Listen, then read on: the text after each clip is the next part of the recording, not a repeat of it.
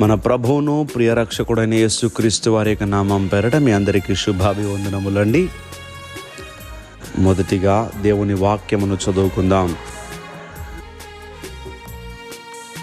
యెహోవాను బట్టి సంతోషించుము, ఆయన నీ హృదయవాంఛలను తీర్చును.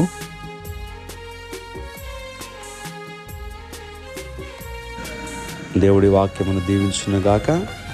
దయచేసి ప్రార్థన చేసుకుందాం.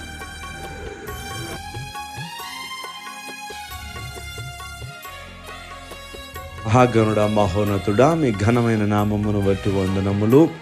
మరొక రోజులోనికి మమ్మల్ని ప్రవేశపెట్టినారు. ఇప్పటి వరకు మీ సజీవమైన రెక్కల కింద కాచి కాపాడి భద్రపరిచి మా ప్రతి అవసరమును తీర్చి మేలులతో మమ్మల్ని నింపి ఉన్నారు. మరి ఈరోజు మా దినచర్యను ప్రారంభిస్తూ ఉంటుండగా మాకు సహాయము దయచేయండి దేవా. కుటుంబంలో అనేక సమస్యలను బట్టి, వారి ఆర్థిక ఇబ్బందులను బట్టి, వారి యొక్క అనారోగ్య కారణమును బట్టి, వారి యొక్క తండ్రి బలహీనతలను బట్టి హృదయములో సంతోషము లేకుండా ఉంటూ ఉన్నాం ప్రభువా.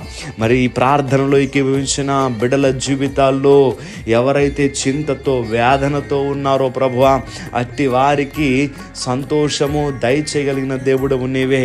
ఈరోజు నీ బిడ్డలు వారి పనులు ప్రారంభిస్తూ ఉంటుండగా వారి ప్రయాణములకు మీ కాపుదల దయచేయండి. మరి తండ్రి, ఎవరైతే పనులు చేస్తూ ఉన్నారో వారికి సహాయం దయచేయండి.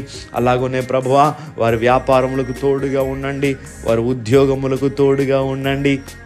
అలాగనే విదేశాల్లో ఉన్నటువంటి నిబిడలను మీరు జ్ఞాపకం చేసుకొని కష్టించి పని చేస్తూ ఉంటుండగా వారికి అలసట లేకుండా, బలహీనత లేకుండా వారిని చక్కటి ఆరోగ్యములతో నింపి మీ దైవ దీవెనలు వారికి అనుగ్రహించి ఈరోజు ప్రభువా నిబిడలు సంతోషముగా ఉండాలి తండ్రి. ప్రతి బిడ్డ చేయి పట్టుకుని మీరు నడిపించమని ప్రార్థన చేస్తూ యేసుక్రీస్తు వారి యొక్క నామం పేరట అడిగి వేడుకుంటూ ఉన్నాం మా పరమ తండ్రి. Amen, amen, amen.